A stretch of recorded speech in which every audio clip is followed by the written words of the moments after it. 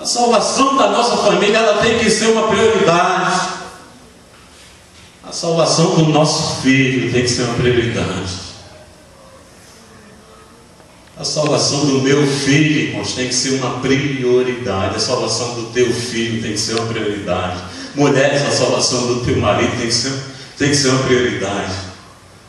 Maridos, a salvação das suas mulheres ou das suas esposas tem que ser uma prioridade. Lute por isso.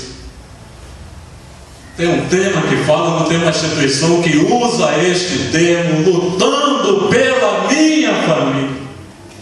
Nós temos que lutar, querido, pelas nossas famílias. Aquele homem lutou pela sua família. É preciso que cuidemos das nossas famílias. 1 Timóteo 5:8. Quem se descuida dos seus, e principalmente dos que sua própria família é renegado, e o final do texto fala assim: ele é pior, irmãos, do que um infiel. Querido, nós temos que cuidar. Nós temos que cuidar porque a nossa família, ela tem que ser prioridade. A nossa família, querido, tem que estar no altar do Pai. A nossa família, mesmo com todas as nossas lutas, problemas, dificuldades, mesmo com todos os anseios que nós temos que lutar pela nossa família. Nós temos que lutar pelo bem maior que Deus, Ele nos deu. Querido, lute pela sua família, lute pelo bem que Deus te deu, pelo bem maior. Não desista nunca de orar.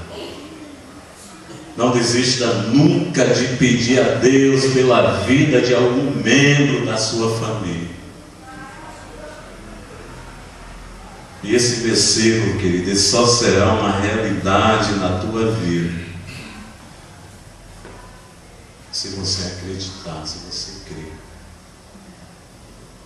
Se você orar com fé. Se você testemunhar. Esse versículo vai se cumprir. Olha, crê no Senhor Jesus. E serás salvos tu e a tua casa. Querido, que Deus Ele nos abençoe.